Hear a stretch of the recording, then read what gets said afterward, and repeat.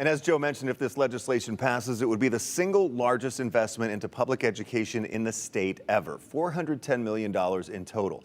News Channel 7's Abby Davis looked into this aspect of how that $2 billion surplus would be used. Abby? That's right, Doug. Here's a breakdown of what the $410 million would go toward. K through 12 schools would receive $330 million, and $80 million, like Joe just said, would be set aside for post-secondary training for in-demand careers. I talked to a few people involved in education in the legislature who say this funding is a long time coming. Idaho Education Association spokesperson Mike Journey says public education in Idaho is chronically underfunded. Too many school districts have to rely on basic things to pay for basic things like electricity and fixing roofs through bond measures and through the fact that we might have a budget surplus this year or other things like that, rather than having a predictable source of income. And he's not alone in that belief. We know we have teacher shortages. We know our higher education is stretched. We need to invest more in the operations of our universities and colleges.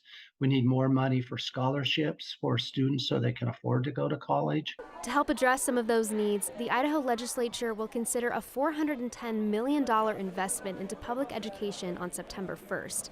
To keep up with inflation, the amount would increase annually by 3%.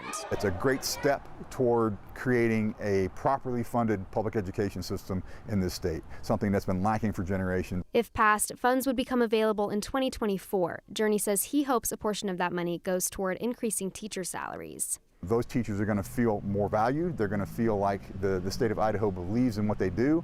They're going to believe that they believe in the value of public education, and they're going to be more likely to stay around next school year. But some say there's still a long way to go. Idaho is last in the nation for education funding, and this boost might help us move up a couple notches, but there's a lot more work to be done to truly prioritize our kids. Now, if lawmakers pass this legislation during the special session in September, Necochea says we won't know how these funds are specifically allocated until January 2023. The Idaho State Board of Education is meeting tomorrow to discuss how this money would make an impact. We'll continue following this story as it unfolds. And again, lawmakers will report to the State House early next Thursday. September 1st. All right, Abby, thank you so much.